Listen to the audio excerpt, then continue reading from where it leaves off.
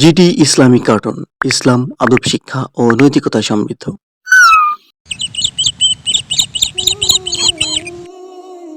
বুশরা, মা বুশরা, কোথায় তুমি মা? তোমার জন্য একটা খুশির খবর আছে। আসসালামু আলাইকুম আব্বু। খুশির খবর? কিসের খুশির খবর আব্বু? ওয়ালাইকুম আসসালাম। মা বুশরা, তুমি কি জানো আমাদের অফিস থেকে আগামী মাসের 2 তারিখ পবিত্র ঈদুল আজহার ছুটি উপলক্ষে কক্সবাজার ঘুরতে নিয়ে যাবে। তুমি চাইলে আমরা সেখানে যেতে পারি মা। আসলে আব্বু, আমরা তো গত মাসেই কক্সবাজার থেকে ঘুরে আসলাম। অযথা টাকা খরচ করার দরকার নেই আব্বু। মা বুশরা, আমি আরো তোমার জন্যই যেতে চেয়েছিলাম, যে তুমি অনেক খুশি হবে। আর তুমি এই বলছো? না আব্বু, তুমি ভুল বুঝছো আমাকে। আমি অনেক খুশি হয়েছি, কিন্তু সামনেই তো আমার ফাইনাল এক্সাম, তাই আর কি যেতে চাইছিলাম না। আচ্ছা মা, তুমি মনোযোগ দিয়ে পড়াশোনা করো। আমরা তোমার এক্সামের পর আবার ঘুরতে যাব, কেমন? কেউ চায় আর কেউ চাইলেও পায় না। আল্লাহ পাক যাকে দেয় তাকে অনেক কিছুই দেয়, আর যাকে দেয় না তাকে কিছুই দেয় না। আমাকেও দেখো, আজ আমার বাবা মা বেঁচে থাকলে আমারও তো কত শখ আল্লাহ তারা পূরণ করতেন। ঘুরতে যাওয়া তো দূরের কথা, দুবেলা ঠিক মতো খেতেই কষ্ট হয়ে যায়। ঈদে সবাই কত আনন্দ করবে, কত মার্কেট করবে, কিন্তু দেখো আমার কি কপাল। খাদিজা, ওখানে দাঁড়িয়ে কি দেখছিস? এদিকে আয় তো, একটু কাজ করে দে তো। এই তো আসছি আপামনি।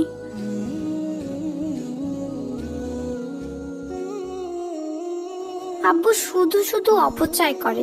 আমি আব্বুকে বোঝাতে গেলে বুঝতেও চেষ্টা করে না, অযথাই কষ্ট পাই। কি হলো বুশরা, একা একা কি সব বলছো? দেখো না মা, আমরা গত মাসেই না কক্সবাজার গেলাম, তবু আব্বু আজকে আবার কক্সবাজার পিকনিকে যাওয়ার কথা বলছিল। আব্বু কেন বোঝে না মা? এগুলো তো অপচয়। তাই নাকি? মেয়েটা আমার কবে এত হিসাবি হয়ে গেল, আমি তো বুঝতেই পারলাম না। এ কি মা, তুমি মজা করছো? না,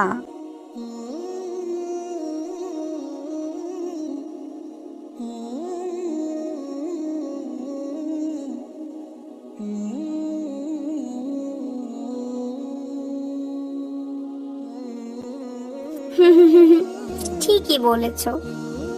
এখন আমার মাদ্রাসায় যাওয়ার সময় হয়ে গিয়েছে মা, আমি মাদ্রাসায় গেলাম। আসসালামু আলাইকুম। ওয়ালাইকুম আসসালাম। সাবধানে যেও বুশরা মা, আল্লাহ হাফিজ।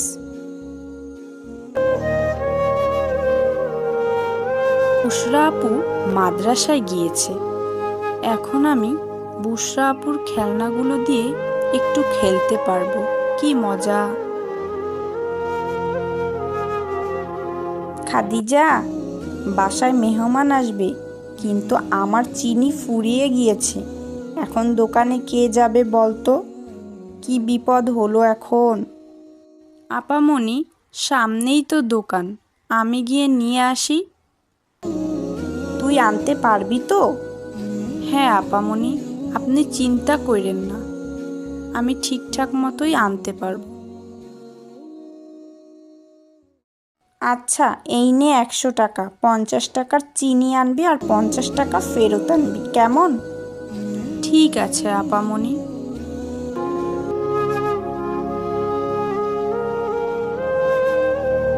আসসালামু আলাইকুম চাচা, আমাকে 50 টাকার চিনি দিবেন? ওয়ালাইকুম আসসালাম। এই নাও চিনি।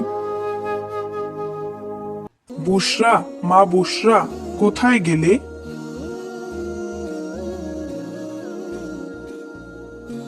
আসসালামু আলাইকুম আব্বু। কি হয়েছে আব্বু, আমাকে ডাকছো? ওয়ালাইকুম আসসালাম। হ্যাঁ মা, আজকে সন্ধ্যায় আমরা বাহিরে ইফতার করব, তোমার মাকে বলে দিও, কেমন? ঠিক আছে আব্বু। ইস, আজ যদি আমার আব্বু আম্মু বেঁচে থাকতেন তাহলে আমিও তাদের সাথে আজ বাইরে খেতে যেতে পারতাম, কতই না মজা হতো। বুশরাপুর মতো ঈদে নতুন জামা নিতে পারতাম আর যদি আমার বাবা মা বেঁচে থাকতো। এই খাদিজা, রেডি হয়ে নে, যা। কেন আপামনি? আমি কি কোনো ভুল করছি আপামনি? আমাকে আপনি মাফ করে দেন আপামনি। আপনারা ছাড়া আমার তো কেউ নাই। আপনাদের এখানে থাকলে তাও আমি দুবেলা দুমুঠো খেতে পারি, খেলা করতে পারি। আপনারা আমাকে কত ভালোবাসেন। আজ থেকে না হয় একবেলা খাবার কমই দিয়েন, তাও আমাকে এমন শাস্তি দিয়েন না আপামনি। আরে পাগলি মেয়ে, তুই কেন ভুল করবি? ভুল তো আমরাই করি। তোকে রেখে আমরা কত দূর দূর যাই। কি বলেন আপামনি? এসব আমার অভ্যাস আছে। আগে যেখানে কাজ করতাম না, তারা তো আমাকে ঠিকমতো খেতেই দিত না। সেখানে আপনারা আমার কত যত্ন করেন। হয়েছে, এখন রেডি হয়ে চল আমাদের সাথে। বাহিরে ইফতার করব আর ঈদের জন্য তোকে আর বুশরাকে সুন্দর দেখে দুটি জামা কিনে দিব। কি বলছেন আপামনি? আমগো মতো এতিমের আবার ঈদ। ঠিকই বলছি। তুই যখন একা একা বিড়বিড় করে বলছিলি যে তোর বাবা মা বেঁচে থাকলে তোরও কত শখ পূরণ করত, তখন আমি শুনে ফেলেছিলাম। এখন থেকে আমরা যেখানেই যাব খাদিজাকে সঙ্গে নিয়ে যাব। ইয়ে, আজ আমি অনেক খুশি, আলহামদুলিল্লাহ।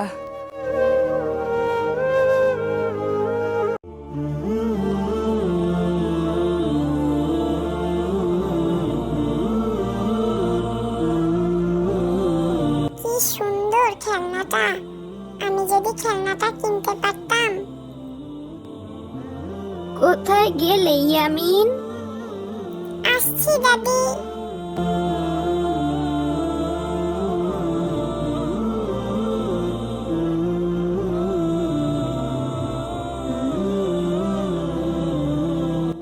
হে আল্লাহ, আমরা এত গরিব কেন?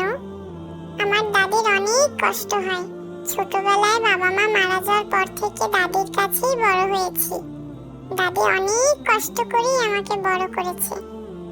আপনি আমার দাদির কষ্ট কমিয়ে দিন, আমার দাদিকে সুস্থ রাখুন আর আমাকেও সুস্থতা দান করুন। আমিন।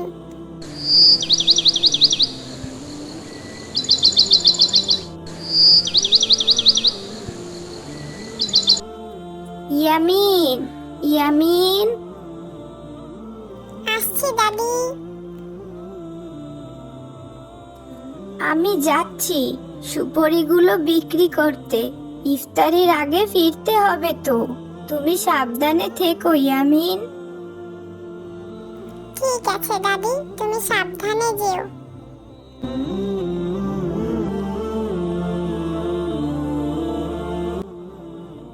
হে আল্লাহ, আমার তিনটে ইচ্ছে। এক, কবরে আমার মা বাবাকে ভালো রাখেন। দুই, আমি যেন ফজরের সালাতের জন্য ঠিক সময় উঠতে পারি। তিন, আমার দাদুকে ভালো রাখবেন।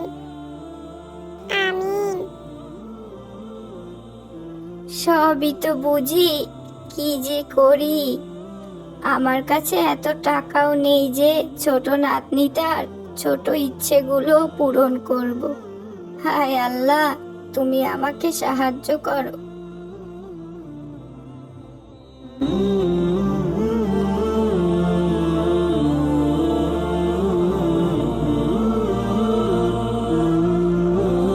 আজকে নাতনিটার জন্য দেখি একটা ছোটখাটো খেলনা কিছু কিনে নিয়ে যেতে পারি কিনা। নাতনিটা অনেক খুশি হবে।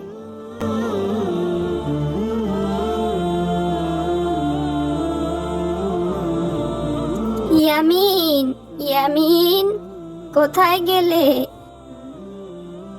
আসসালামু আলাইকুম দাদি, আমাকে ডাকছো? ওয়ালাইকুম আসসালাম। দেখো তো এই খেলনাটা তোমার পছন্দ হয়েছে কিনা? মাশাআল্লাহ, কি সুন্দর! তোমার পছন্দ হয়েছে? খুব। তোমাকে অনেক অনেক ধন্যবাদ দাদি। এটি আমার কাছে সব থেকে পছন্দের একটি খেলনা। আজ আমি অনেক খুশি। এর থেকে বেশি কিছু দেওয়ার সামর্থ্য আমার নেই রে। বাড়িতে কেউ আছেন? আসসালামু আলাইকুম। ওয়ালাইকুম আসসালাম। আমাকে কি একটু সাহায্য করবেন? কিছু খাবার থাকলে আমাকে একটু দেবেন দয়া করে। আমি খুব ক্ষুধার্ত। অবশ্যই, তুমি একটু অপেক্ষা করো, আমি আসছি। দাদি দেখো, ছেলেটার জামাটা কত ছেঁড়া। আমার তো আরো এই জামাটি ছাড়াও একটি নতুন জামা রয়েছে। আমি কি আমার নতুন জামাটা ছেলেটাকে দিতে পারি?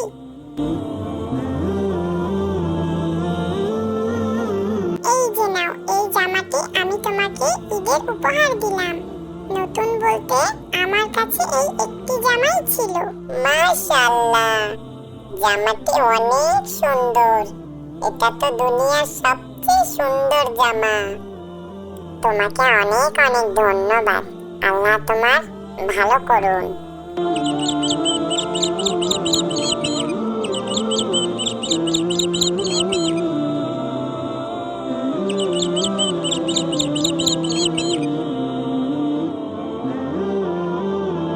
আসসালামু আলাইকুম, বাড়িতে কেউ আছেন? ওয়ালাইকুম আসসালাম। কাকে চাই? এটা আপনাদের জন্য দাদি। আমরা একটি ইসলামিক ফাউন্ডেশন থেকে এসেছি। তোমাকে অনেক অনেক ধন্যবাদ। এসো ইয়ামিন, দেখি তো কি কি দিয়েছে। মাশাআল্লাহ, কি সুন্দর। আমি আপনাকে অনেক ভালোবাসি আল্লাহ। আলহামদুলিল্লাহ, সত্যি আপনি অন্তর্যামী আল্লাহ।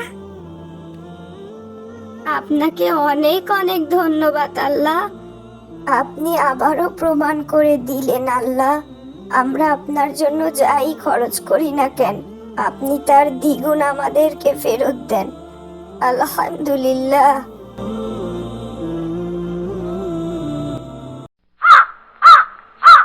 এই যে ভাইয়া শুনছেন? জি বলুন। আসসালামু আলাইকুম। ওয়ালাইকুম আসসালাম। ভাইয়া একটু কথা বলা যাবে? জি বলুন। ভাইয়া আপনার নাম? আব্দুর রহমান। তো রহমান ভাই, আপনি কি রোজা রেখেছেন? জি আলহামদুলিল্লাহ, আমি রোজা রেখেছি। আপনাকে একটা চ্যালেঞ্জ দেওয়া হবে। আপনি যদি চ্যালেঞ্জটা পূরণ করতে পারেন তাহলে এই 1 লক্ষ টাকা আপনাকে দেওয়া হবে। আপনি কি চ্যালেঞ্জটি নিতে ইচ্ছুক? জি বলুন, কি চ্যালেঞ্জ? আমার হাতে যে পানির বোতলটি দেখছেন সেটা থেকে আপনাকে 1 ঢোক পানি খেতে হবে। ব্যাস এতটুকুই। কি বলছেন? আপনাকে তো বললামই আমি রোজা আছি, তারপরেও আবার এভাবে কি ধরনের কথা বলতে পারেন? ভাই আপনি তো শুধু 1 ঢোক পানিই খাবেন, এ আর এমন কি? এ আর এমন কি মানে? 1 ঢোক পানি খেলেই তো আমার রোজা ভেঙে যাবে। ভাইয়া 1 ঢোক পানি খেলেই 1 লক্ষ টাকা আপনার হয়ে যাবে। সামনেই ঈদ, মন মতো শপিং করতে পারবেন।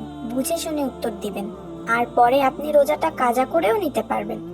এমন সুযোগ কিন্তু বারবার পাবেন না ভাইয়া। আরে রাখেন তো আপনার 1 লাখ টাকা। ইচ্ছা করে রোজা ভাঙলে তার কাফারা দিতে হয়। তাছাড়া রোজা রাখার আগেই যদি আমার মৃত্যু হয়, তাহলে আপনি কি আমার পাপের শাস্তি বহন করবেন? ভাইয়া এমন সুযোগ হাতছাড়া করবেন না। আপনি একজন মুসলিম হয়ে কিভাবে এসব ধরনের কথা বলতে পারেন? আমার তো সন্দেহ হচ্ছে আপনি কি আসলেই মুসলিম। ইচ্ছা করে রোজা ভাঙার শাস্তি কতখানি কঠিন তা কি আপনি জানেন না? একজন খাঁটি মুমিন কখনোই কোটি টাকার জন্য হলেও তার রোজা ভাঙে না। সরুন বোন, আমাকে যেতে দিন। আপনি শিওর আপনি চ্যালেঞ্জটি নেবেন না? অবশ্যই না। ওকে ভাইয়া।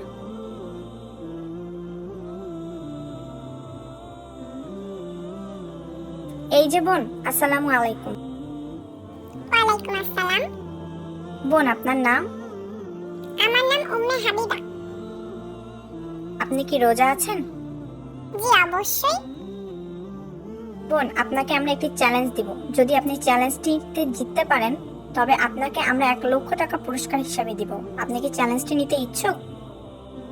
1,00,000 টাকা? ওয়াও, আমাকে কি করতে হবে বলুন? আপনি জাস্ট এই বোতল থেকে 1 জগ পানি খাবেন, ব্যাস এতটুকুই। মাত্র 1 জগ পানি খেলে 1,00,000 টাকা আমার? এই টাকাগুলো আবার জাল নয় তো? জি না আপু, এই টাকাগুলো পুরোই আসল। এটা জাস্ট রোজা কেন্দ্রিক একটা চ্যালেঞ্জ রেখেছি আমরা।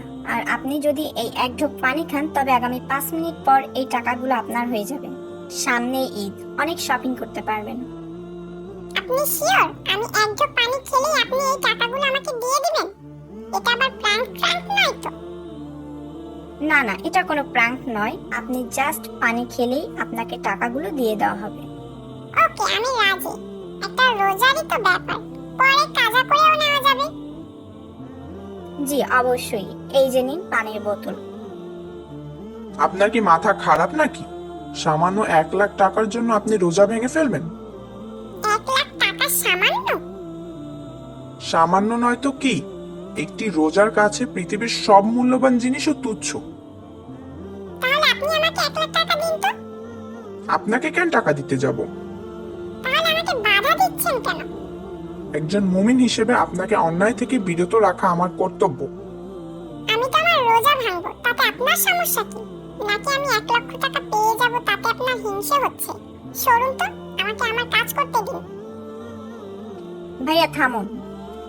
আমরা একটা ভিডিও করছিলাম যেখানে আমরা প্রকৃত মুমিন খুঁজছিলাম। এতক্ষণ যা দেখেছেন তা সবই সাজানো। ভাইয়া, আমাদের এই চ্যালেঞ্জে আপনি জিতে গেছেন, তাই আমাদের পক্ষ থেকে এই নগদ 1,00,000 টাকা আপনার। তার মানে রোজা ভাঙার বিষয়টি সম্পূর্ণই সাজানো ছিল? জি ভাইয়া, পুরোটাই সাজানো। এই 1,00,000 টাকা আপনার সততার পুরস্কার। আলহামদুলিল্লাহ।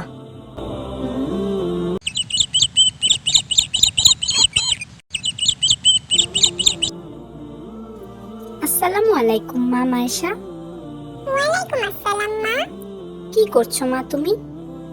এই তো তেমন কিছু না মা, রমজানের প্রস্তুতির জন্য বই পড়ছিলাম। তা হঠাৎ করে রমজানের বই নিজে থেকে পড়ার কারণটা জানতে পারি? আর কিছুদিন পরেই যে মাহে রমজান মাস শুরু, এর জন্য মাদ্রাসার হুজুর বলেছেন আগামীকাল সবাই যেন মাহে রমজানের সার্বিক প্রস্তুতি সম্পর্কে আমরা জেনে আসি। আর হুজুর বলেছেন যে সব থেকে সুন্দর করে বুঝিয়ে বলতে পারবে তাকে পুরস্কৃত করা হবে। তাই নাকি? এ তো বেশ ভালো কথা। হ্যাঁ মা, হুজুরের কাছ থেকে পুরস্কারটি আমিই নিতে চাই মা। আচ্ছা মা, তুমি কি আমায় রমজানের প্রস্তুতি সম্পর্কে বুঝিয়ে বলবে? অবশ্যই বলবো মা মায়েশা, কিন্তু আমি বলার পরেও তোমাকে বই পড়তে হবে, কারণ বই যত বেশি পড়বে ততই জ্ঞান অর্জন হবে। কেমন? ঠিক আছে মা। আচ্ছা, তুমি আগে আমার একটি প্রশ্নের উত্তর দাও তো। জি বলো মা। রমজান মাস সম্পর্কে তুমি এখন কি কি পড়েছো এবং কি কি বুঝেছো আমাকে কিছুটা বলো তো। রমজান মাস তাকওয়ার মাস, জাহান্নাম থেকে নাজাত পাওয়ার মাস। এই মাসকে রহমত, বরকত ও মাগফিরাত 3 ভাগে ভাগ করা হয়েছে। এই মাসে জাহান্নামের দরজা বন্ধ থাকে আর জান্নাতের দরজা খুলে দেওয়া হয়। এই মাসে শয়তানকে বেঁধে রাখা হয়, তাই ইবাদত ও ক্ষমা পাওয়ার এটাই সর্বশ্রেষ্ঠ সময়। মাশাআল্লাহ, অনেক সুন্দর বলেছো মা। রমজান সিয়াম সাধনার মাস। আচ্ছা মা মায়েশা, তুমি কি জানো রমজান মাসের ফরজ কয়টি? জানি না মা। আচ্ছা ঠিক আছে মা, আমি বলছি। রমজান মাসের ফরজ মাত্র একটি। আল্লাহ তাআলা কুরআনে কারিমে সূরা বাকারার 183 নম্বর আয়াতে বলেছেন, হে মুমিনগণ, তোমাদের উপর রোজা ফরজ করা হয়েছে যেভাবে ফরজ করা হয়েছিল তোমাদের পূর্ববর্তীদের উপর, যাতে তোমরা তাকওয়া অবলম্বন করো। আমাদের আগেও কি রোজা ফরজ ছিল? রোজা একটি বিশেষ ইবাদত। আচ্ছা মা, রোজা কি সবার উপর ফরজ? অবশ্যই সকল প্রাপ্ত বয়স্কদের উপর রোজা ফরজ, যারা শারীরিক ও মানসিকভাবে সুস্থ। তাহলে মা, ছোটদের উপর কি রোজা ফরজ না? ফরজ নয়, কিন্তু ছোট থেকে রোজা রাখা ভালো, কারণ এতে বড় হয়ে রোজা রাখতে কষ্ট হবে না। বড়দের উচিত ছোটদের রোজা রাখার ব্যাপারে উৎসাহিত করা। আর যদি কেউ অসুস্থ থাকে তাহলে তাকেও কি রোজা রাখতে হবে? অসুস্থতার ব্যাপারেও মাসালা আছে। যদি কেউ খুব অসুস্থ থাকে তবে তার জন্য রোজা না রাখলেও গুনাহ হবে না, কিন্তু সুস্থ হওয়ার পর তাকে অবশ্যই ওই রোজার কাজা আদায় করে নিতে হবে। আর যদি কাজা আদায় করতেও অপারগ হয় তবে রোজার পরিবর্তে টাকা ফিদিয়া দিতে হবে। মা, ফিদিয়া কি? ফিদিয়া হলো শরিয়াহ মোতাবেক কেউ রোজা রাখতে না পারলে তার পরিবর্তে রোজার জন্য একটি ফিতরা, এর সমপরিমাণ খাদ্য বা মূল্য একজন গরিবকে দান করা। আচ্ছা, তার মানে শারীরিক অসুস্থতার জন্য রোজা রাখতে না পারলে প্রতি রোজার জন্য এক ফিতরার সমান খাদ্য বা মূল্য গরিবকে দান করতে হবে। একদম তাই, তবে ভালো হবে নিজেই নিজের কাজা রোজা আদায় করে নেওয়া। তাহলে তো আমাদের অবশ্যই রোজা মিস দেওয়া উচিত না। অবশ্যই না, অন্য সব ইবাদত করি আমরা নিজেদের ভালোর জন্য, কিন্তু রোজাই একমাত্র ইবাদত যা করা হয় একমাত্র আল্লাহ তাআলার সন্তুষ্টির জন্য। এই রমজান মাস প্রতি বছরে মাত্র একটি বার আসে, আর রোজার প্রতিদান মহান আল্লাহ তাআলা নিজ হাতে দিবেন। সুবহানাল্লাহ। রমজানের কিছু ওয়াজিব আছে, তুমি কি তা বলতে পারবে মাইশা? রমজানের ওয়াজিব কয়টি? কয়টি মা? রমজানের ওয়াজিব হলো 2টি। কি কি মা? সাদকাতুল ফিত্র বা ফিতরা দেওয়া এবং ঈদের নামাজ পড়া। ফিতরা কি সবাইকেই দিতে হবে মা? অবশ্যই রমজান মাসে প্রত্যেকের ফিতরা আদায় করা ওয়াজিব বা আবশ্যক। কিন্তু আমার তো টাকা নেই, আমি কিভাবে দিব? ঈদের দিন সকালে যে ব্যক্তি নিসাব পরিমাণ সম্পত্তির মালিক সে তার নিজের ও তার পরিবারের সকল সদস্যের ফিতরা আদায় করবে। ও আচ্ছা, তার মানে আমার আব্বুজান আমাদের ফিতরা আদায় করবে। হ্যাঁ মা। আচ্ছা, যাদের কোনো পরিমাণে সম্পদ নেই তারা কি করবে মা? তবে তো সে ফিতরা নেওয়ার উপযোগী। ও আচ্ছা। রমজান মাসে বেশ কিছু সুন্নত আছে, তুমি কি কিছু রোজার সুন্নত সম্পর্কে বলতে পারবে? জি মা, পারবো কিছুটা। ঠিক আছে, বলো তো। রমজানের চাঁদ দেখা, তারাবির নামাজ আদায়, বেশি বেশি কোরআন পড়া, সদকা করা, রমজানের শেষ দশকে শবে কদরের সন্ধান করা ও ইত্তেকাফ করা, আর বেশি বেশি একটি দোয়া পড়া। কোন দোয়া? আল্লাহুম্মা ইন্নাকা আফউন তুহিব্বুল আফওয়া ফাআফু আন্নি, যার অর্থ হে আল্লাহ, আপনি ক্ষমাশীল, ক্ষমাকে পছন্দ করেন, সুতরাং আপনি আমাকে ক্ষমা করুন। মাশাআল্লাহ, তুমি খুব সুন্দর করে রোজার সুন্নতগুলো বলেছো মা। কিন্তু এছাড়া কিছু নফল ইবাদত আছে যেগুলো বেশি বেশি আমল করা উচিত, আর এ মাসে নফল ইবাদতে ফরজ ইবাদতের সওয়াব পাওয়া যায়। যেমন বেশি বেশি ইস্তেগফার পাঠ করা, দোয়া দুরূদ পাঠ করা, কোরআন খতম দেওয়া ইত্যাদি ইত্যাদি। আল্লাহ তাআলা আমাদের বেশি বেশি ইবাদত করার তৌফিক দান করুন, আমিন।